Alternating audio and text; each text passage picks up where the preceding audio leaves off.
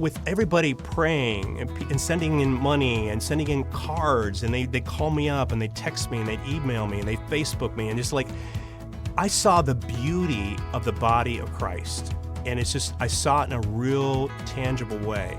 It was, it's hard to describe what that did to me.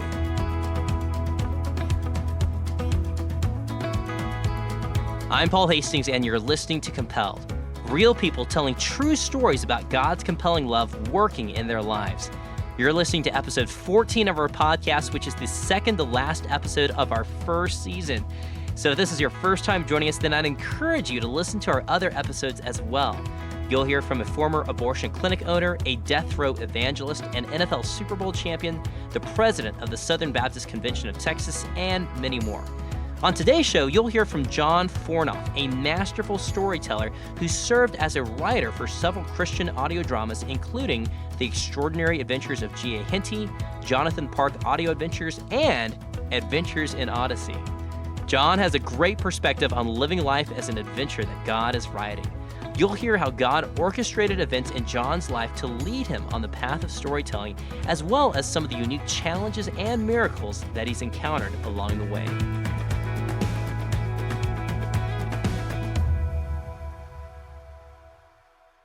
Well, hey, I am glad to be here today with John Fornof in the studio. And actually, John, you have been a character that I've been following for quite some time, since my childhood, actually.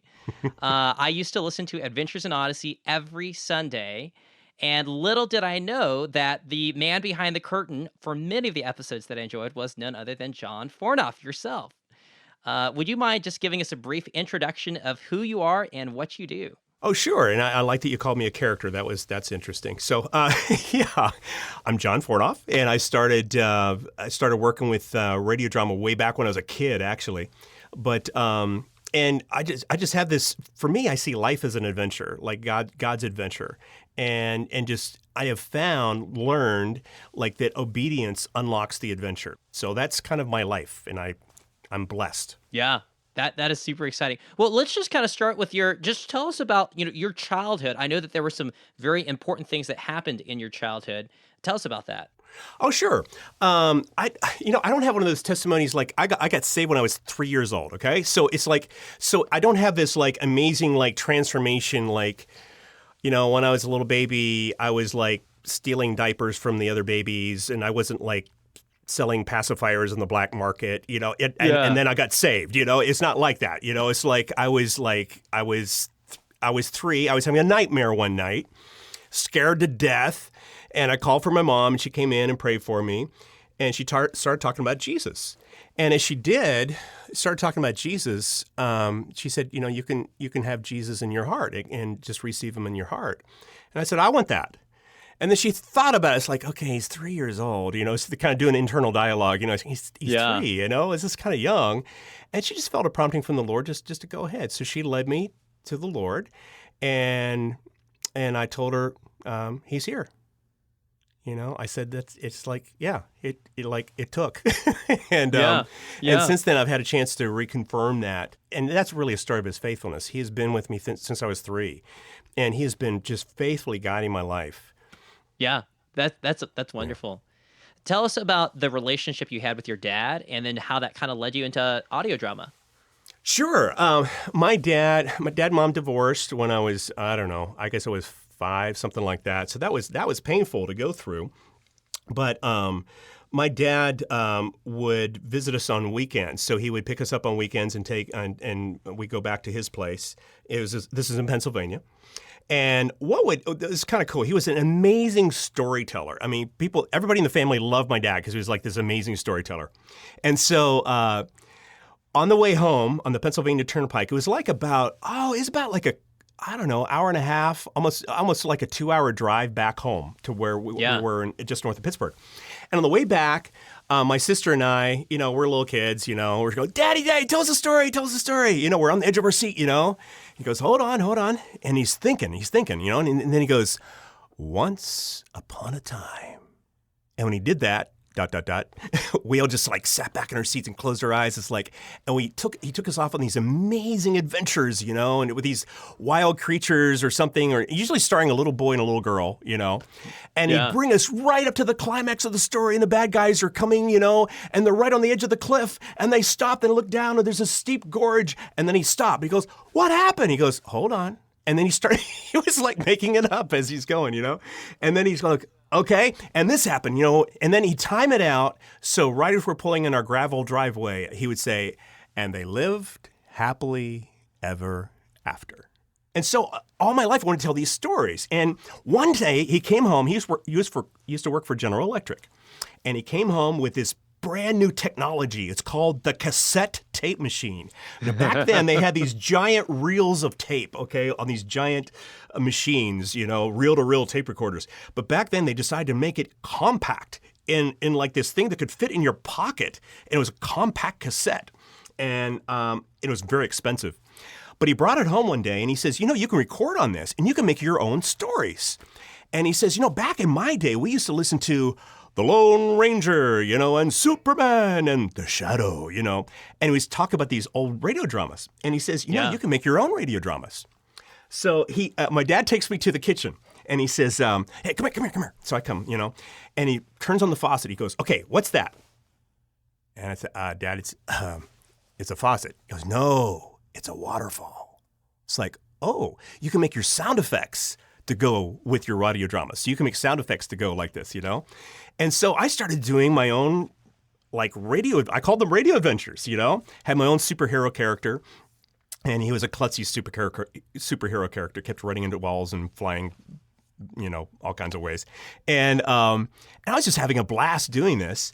And I just started recording all these adventures with my friends and I. And then I got a second recorder, and I started doing like effects in the background and started adding more and more, and I added multi-layer effects, echo effects, and I kept adding more and more and more. And you know what my dream was when I was a kid? I want to do radio drama. It's like, I want to do this the rest of my life. It's so fun. And there's only one problem. Nobody was doing radio dramas anymore. They died in the 60s. It's like, it was dead. It's sort of like, I told the story, when I grow up, I want to become a telegraph operator. That's good. Got a little problem there. They don't do that anymore. So fast forward, 1987, November, this show called Adventures in Odyssey is born. And Dr. Dobson had this idea for a radio show, which people and all consultants were saying, it won't work. Kids have a short attention span. They won't listen to it.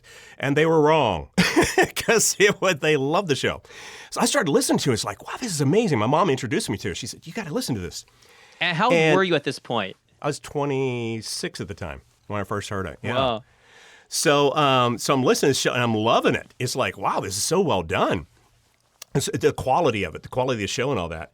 And so my dream was to, do something with them. So in 1992, I headed out to Santa Fe, New Mexico. And on my way, while I was quoting the neighborhood, my friend decided, hey, why don't you go out there and visit Paul McCusker and all those guys that are doing Adventures Odyssey? It's your show. So I talked to Paul McCusker, and he said he didn't tell me at the time, but he was looking for writers. I didn't know that. So we just had this great conversation about radio drama. And so they took me into the Foley Room, which back then, folks in the family was in a bank. And the Foley Room was a bank vault. And and Mark Drury was there with all this old reel-to-reel tape everywhere, and they're supposed to represent bushes, and it's just, and there are twigs all over the place and stuff, and I'm thinking, I'm home, this is wonderful. So what happened was I wrote Paul some ideas for some stories, and he liked them. He liked them, and he kept encouraging me. This happened for over a period of 5 years. I was writing ideas for him. Most people say, okay, you're kind of done. My mom kept encouraging me. She says, I think there's something there for you. Keep going. So I did. Yeah. Then bottom line, I got invited to a writers conference where they were inviting all kinds of new writers to come in and be part of Adventures in Odyssey. So they had this big thing. I bought my ticket and all that. And at the last minute, they canceled it. They said, we're not going to do it because we weren't pleased with the stuff and we're getting all the kinds. I said, I got a non-refundable ticket. Can you help me out here? So they said, yeah, come on. So I came on, sent them an idea for a show called Tornado, where a tornado hits town and this little girl gives up her doll for the Rathbones and all this kind of stuff. And they loved it. I mean, they liked it. And I got to write my first episode. And that's how I got started with Adventures in Odyssey. So, wow. That's kind of cool. And that later became an actual episode in Odyssey, right? It did. And then I wrote Spy Who Bugged Me, Gloobers, and then they invite me to come on full time. And here's the cool full circle thing. This is really cool. So remember my dad used to, just tell these stories on this 2-hour trip on the highway, right?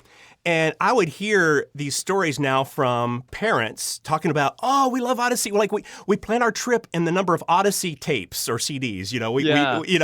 That's about 3. That's an album away. Or it's like, that's 4 Odyssey tapes away. That kind of thing. And what's cool is they listen, on these long road trips, like I listen to my dad's stories, on the highway. And so it's a way of a callback to him. And a nice little P.S. is the town that he lived in is a little town that's actually, if you're an Odyssey fan, you'll know it's called Connellsville. And it says in Odyssey there's a little town next door called Connellsville.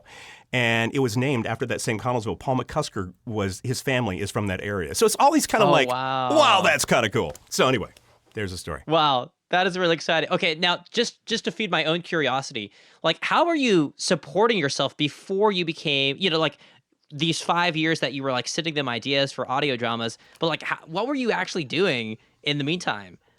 Oh, I was working in television. I was a video producer. So I was a network executive producer for a regional network. So I was putting together TV shows. I worked for another place where I was doing just video. I was doing video stuff. So I was doing TV, like videos and TV shows, that kind of stuff. Yeah, so, that's great. That's great. Now, I'm sure that there must be at least some of our listeners that are not as familiar with Adventures in Odyssey. Can you just explain a little bit, how did you have the opportunity to share the gospel through a children's radio program? What's real cool about Adventures in Odyssey is it's not preachy.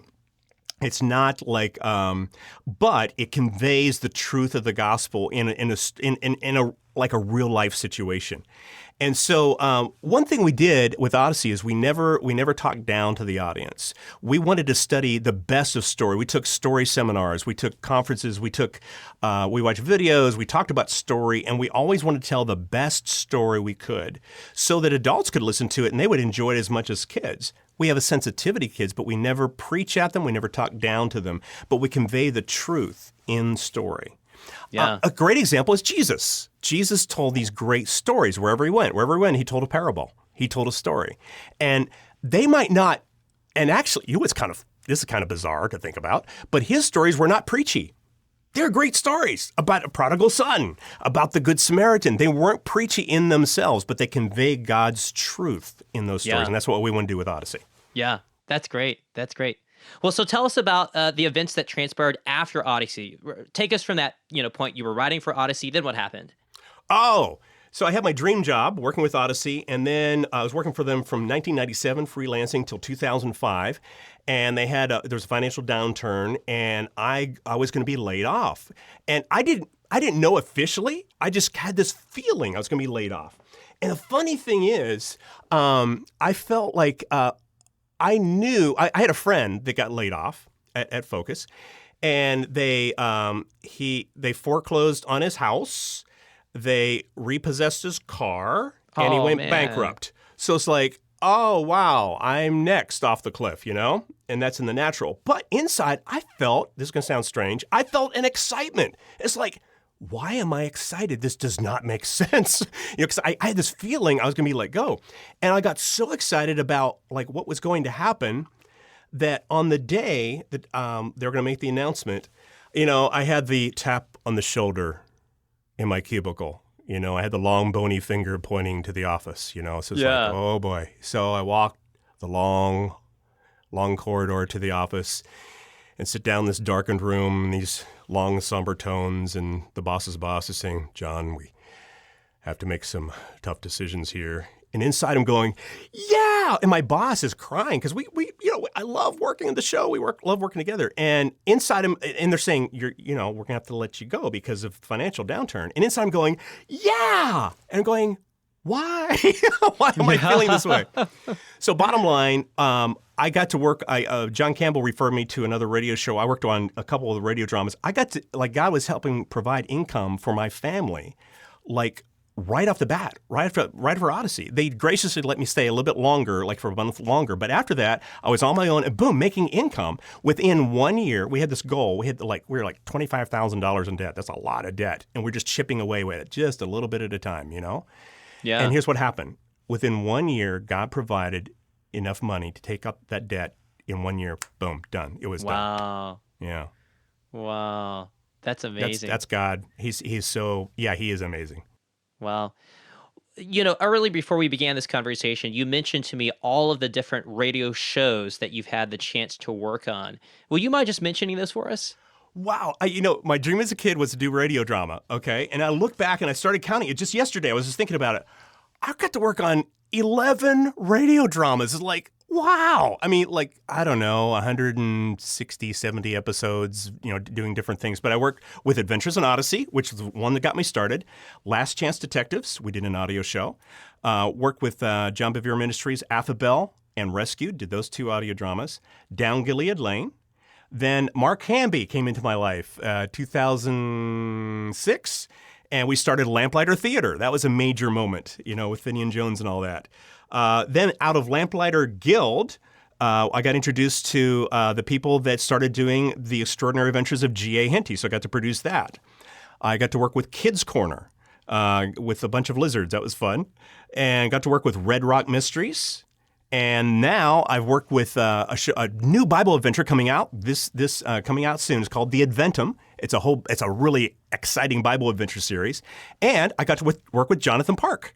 And so I got to work with 11 audio dramas. God gave me the dream of my heart, in so many ways. Yeah, that's great. That's great. Maybe just for our audience, could you just share maybe a couple short stories of just seeing God's hand at work by working on some of those dramas? Wow. What's interesting when you write, C.S. Lewis says you write what's true, and the good news will come out. Write what's true to you. And a lot of times when I write, and Phil Lawler talked about this, and Paul McCusker as well, when you write, you'll look back and look at those stories like, okay, I remember going through that. Like you're writing from real life. Yeah. One of the standout things that happened, I was writing for Lamplighter Theater, and I was working on a show called Sir Knight of the Splendid Way. And this is an amazing adventure. It's really cool. It's a story of this knight on a quest. He's going to find the splendid city, but he's got to work around and avoid and battle the sorcerer knight, which is a representation of the enemy, who deceives him in different ways and comes in different disguises on his way to the splendid city. And in this drama, the knight... and I'm writing this, I'm like, it's midnight. It's 1 o'clock in the morning. I'm writing this story. And I remember this time I went through a period where I just missed the mark. I sinned. I just messed up with God. And I just went off the trail for a little bit. And I was feeling really bad. And God was encouraging me, just get back on the path. Get back, ask forgiveness, get back on the path. And I'm writing this story, and all of a sudden the storyline came to me. And what happens is this Sir Knight, as he comes to this well, and through a series of he messed up and he got deceived, and because he was deceived, somebody died. I won't spoil it and tell you who, but somebody died, and he's feeling awful about this, And the shepherd comes to him and he says that your life can be defined by the falling. He says the path of the righteous is not defined by the fall, but by the rising after the fall. And he says, rise, Sir Constant. And when I wrote that, it was like God was speaking to me. The path of the righteous is not determined by your fall. It's by the rising after the fall. This is a callback to Proverbs. It says, the righteous may fall 7 times, but rises again. And God was saying, rise. He was saying that to me. And I just broke down. I was weeping. It was like 1, 2 in the morning. I was like, oh, wow. It's like when he writes a story through you, it transcends you. It does something beyond you. And it's like his word. His word goes, it returns without void, right? That's what the word says. Well, So when true. he writes stories, it does the same thing. It goes, this is beyond me. He's writing for other people through me, but it's like, when you listen to it, it's like, that was good. It's like, that's you, God. That's awesome. So, yeah.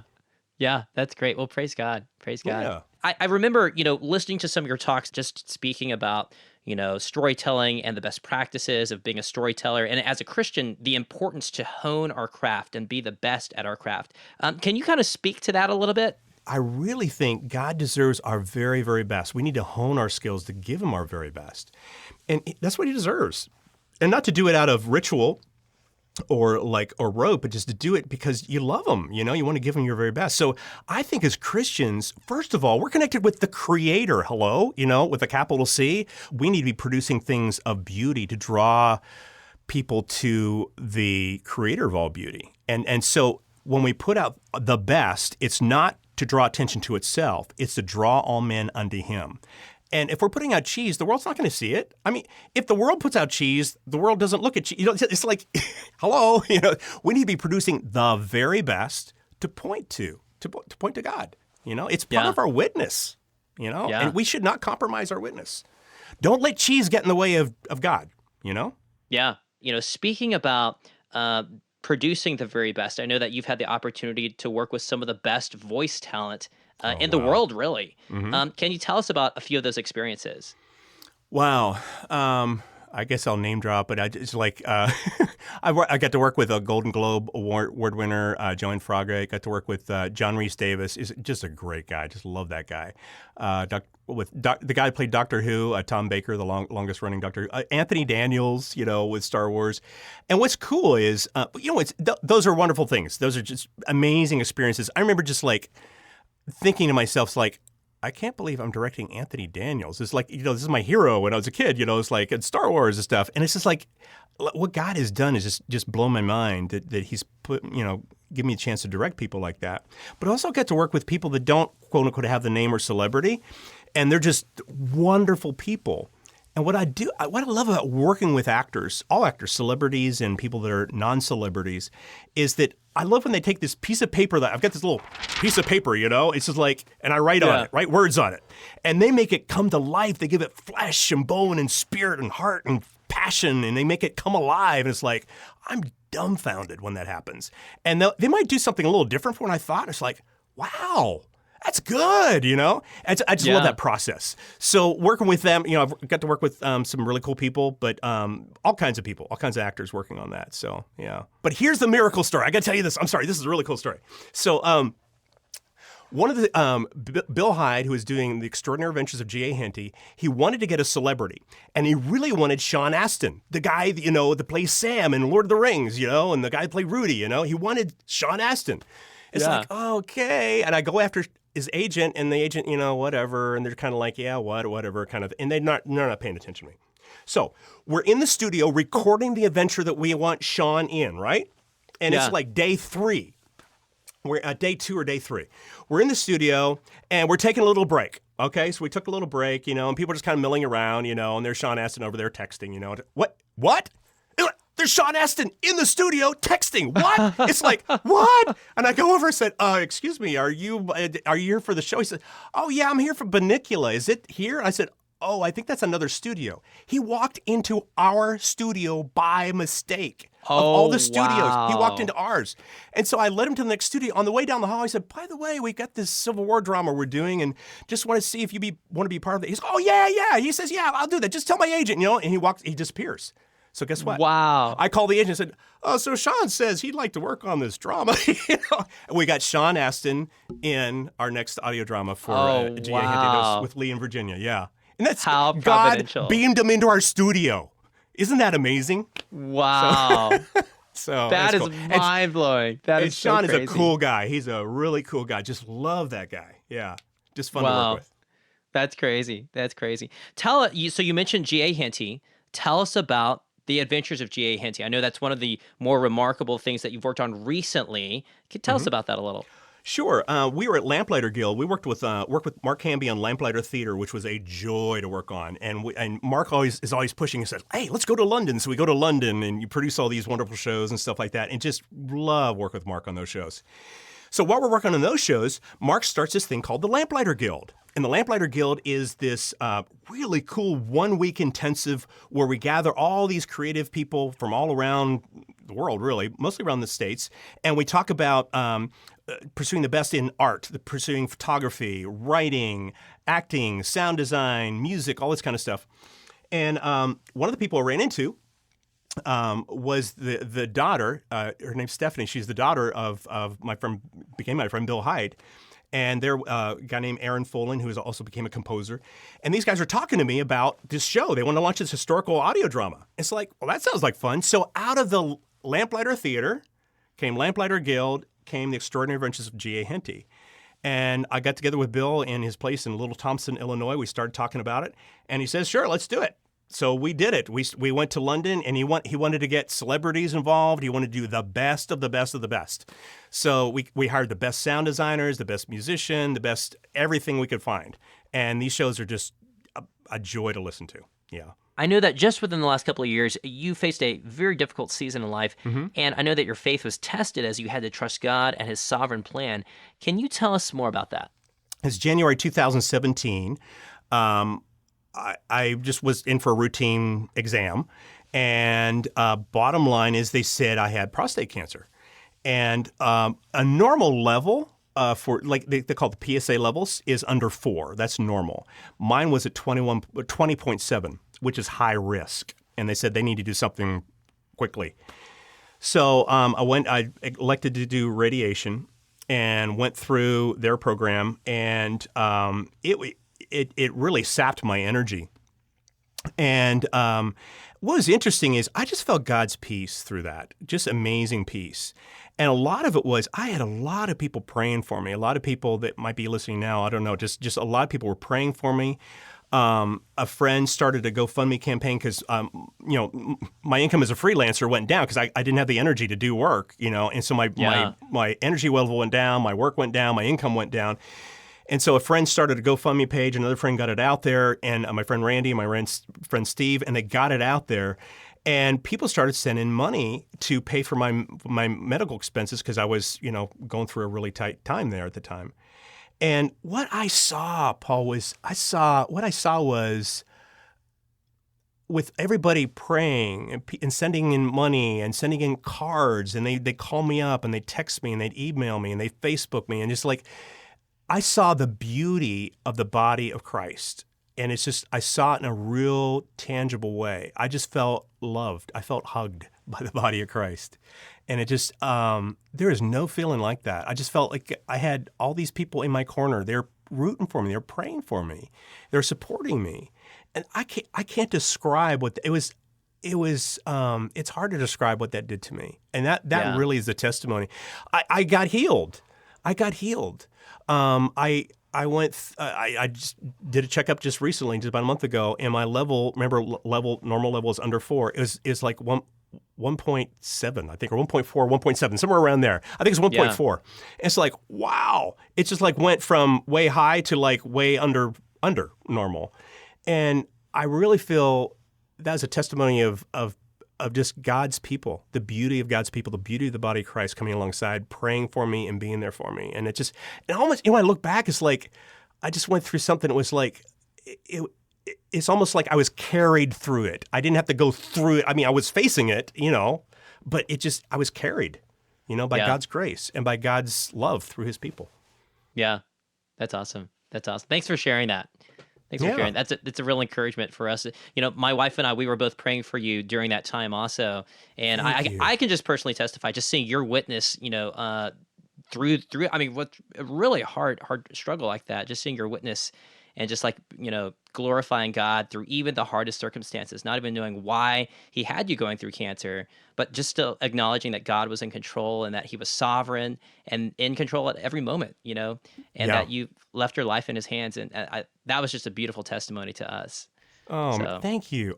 God is amazing. It's like if we just, I don't want to the reason I don't want to disobey him is because I don't want to miss out. Yeah. It's like it's not like, oh, I have to obey. It's like we're talking about obedience earlier. So like God has so much for us, and it's like and really I look through the Bible and I look at adventures. I look at David. I look at Gideon. I look at all these great, they were like normal, everyday, ordinary people that did extraordinary things because of an extraordinary God.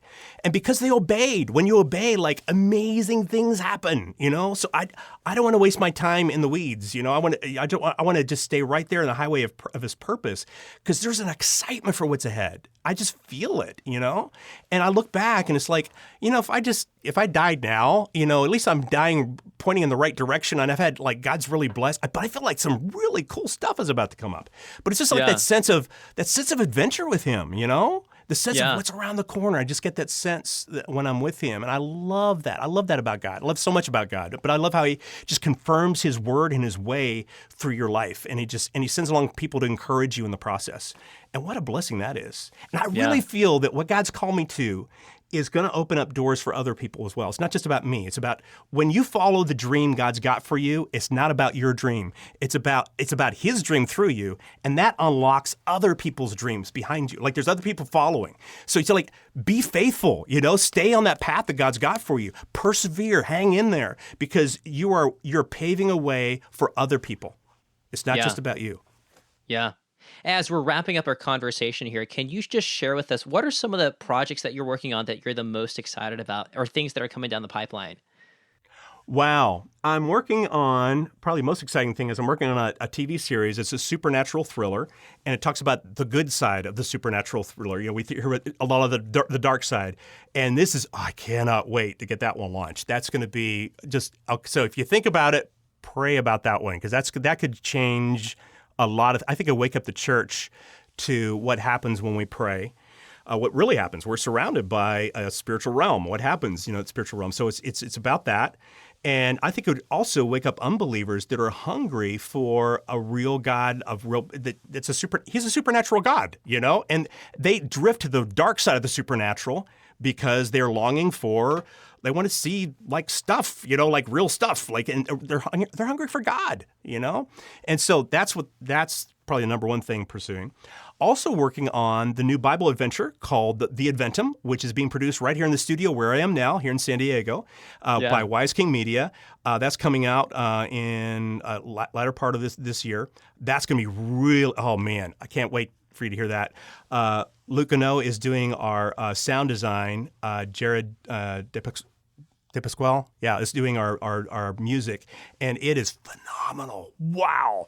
So that's exciting, and working on Jonathan Park, and that's been a joy. So we just finished a Jonathan Park episode right here in the studio, and just wonderful actors to work with, and just a joy. So those are things I'm working on. That's great. That's great. What's the key advice, like key takeaways that you could leave with any of our listeners? I would say a couple things is, one is if you're kind of like lost, it's like, okay, what am I doing with my life? Where am I going? What am I doing? I'd really encourage you to have some like a getaway time with God. Just get away, just whatever you do to get away with God. It might be go out fishing. It might be take a walk. That's what I do. I take walks, or take a hike. Go to the mountains.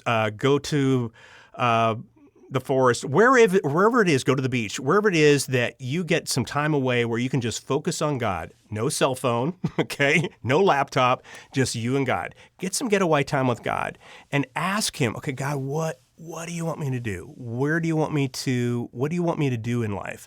I don't want to be just satisfied with a regular 9 to 5, whatever. I mean, if God's called you 9 to 5, that's fine. But it's like, God, what do you want me to do? What is the adventure you called me on? So I encourage you to do that. And don't shrink back from the adventure he's called you on. Don't shrink back. Just go for it. Get some people that are going to encourage you alongside in that adventure. But here, in any adventure, there's somebody ahead of you, a mentor, that's going to find somebody that's doing what you want to do like 5-10 years from now, right? You got people beside you that are encouraging you. John, don't go over that way. Don't go that way. Just keep on the path. Come on, you can do it. You need those encouragers. You need to encourage them also in their adventure. And there's always somebody behind you, somebody watching you, always somebody you want to sow into and encourage in their journey. So be aware all around you when you're on your adventure that you've got somebody ahead, somebody beside, and somebody behind. Okay. Well, John, thank you so much for just taking the time out of your day. I know that you have so many things that you're working on, but I just really appreciate, you just taking the time here and really appreciate your passion for the Lord and your passion to like serve in his kingdom and to share with others. And I just really appreciate that heart of service that you have. Thank you. That means a lot. I love God. I love his people, and I just want to, I do want to serve. I want to serve. And it just, so that means a lot to me. Thank you. We've been listening with John Fornof. Thanks for being on the show, sir. Thank you. Enjoyed it, man. I love how John describes our lives as adventures that God has called us on.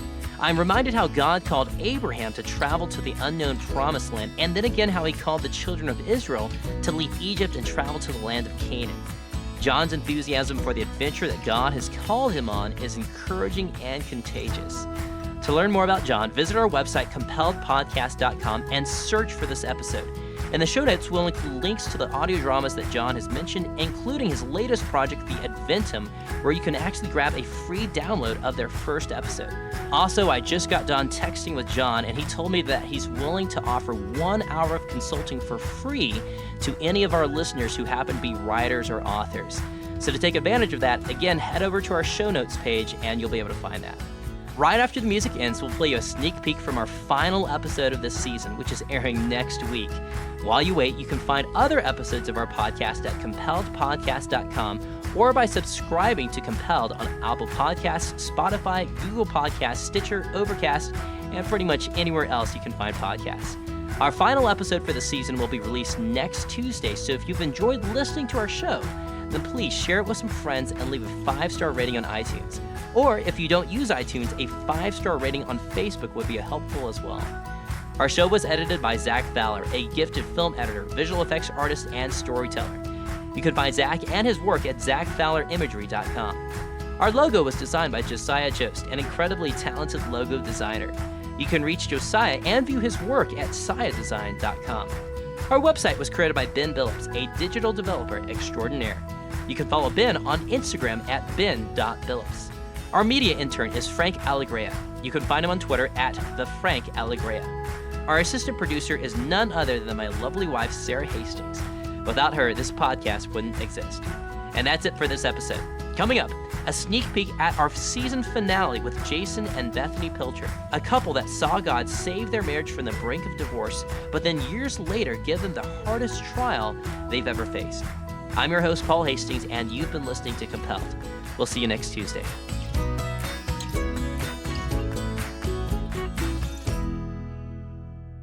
He told me that Zach was going to be very different than what we were expecting, and it was crushing. It was scary, and I remember seeing him with lots of tubes and lots of things hooked up to him. And my first response in that raw moment was, God, what are you doing?